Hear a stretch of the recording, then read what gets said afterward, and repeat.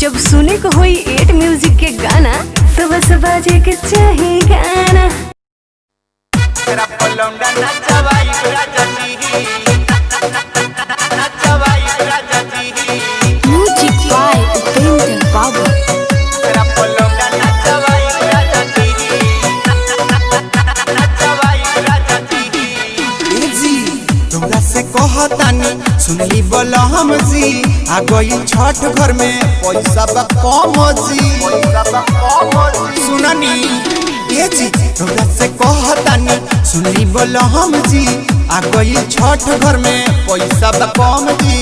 भारत से जहिया रहुआ आई राजा जी, हाँ आई राजा जी। सासू ननद जी से कोसी भरवाई, हसरा पलौंडा नचवाई राजा जी।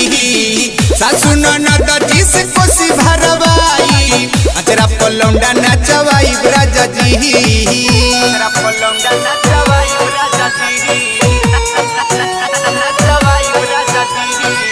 Recording by Yadav records. हसरा पलौंडा नचवाई राजा जी, नचवाई राजा जी। बात के मानी रउआ न ठानी, ले ली ही मालिक से छोटी संगे हमरा घाटे पर चहल बजी, मुड़िया पदौरा के धहल बजी, मुड़िया पदौरा के धहल बजी। जी सुनत तनी बात के मानी रउआ न ठानी, ले ली ही मालिक से छोटी संगे हमरा घाटे पर चहल बजी, मुड़िया पदौरा के धहल बजी। बबुआ के भाड़ा उतरवाई राजा जी, उतरवाई राजा जी। सासू ननद जी से कोसी भरवाई, हसरा पलौंडा नचवाई राजा जी। सासू ननद जी से कोसी भरवाई, छठी घाट बाजा बाजवाई राजा जी। म्यूजिक बाय उपेंद्र बाबू। हसरा पलौंडा नचवाई राजा जी, नचवाई राजा जी। ओहे सहैया मोर छठी मैया, करी नहीं अब रउआ तेरी देवर दीपक राजपूत भी आई है जी।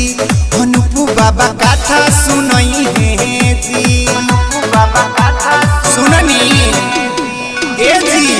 ओहे सहैया मोर छठी मैया, करी नहीं अब रउआ तेरी देवर दीपक राजपूत भी आई है जी। अनुपू बाबा कथा सुनई है जी, घाटे पर बाजा बाजा वाई राजा जी, बाजा वाई राजा जी। सासू ननद जी से कोसी भरवाई, हसरा पलौंडा नचवाई राजा जी। सासू ननद जी से कोसी भरवाई, हसरा पलौंडा नचवाई राजा जी। Recording by Yadav records.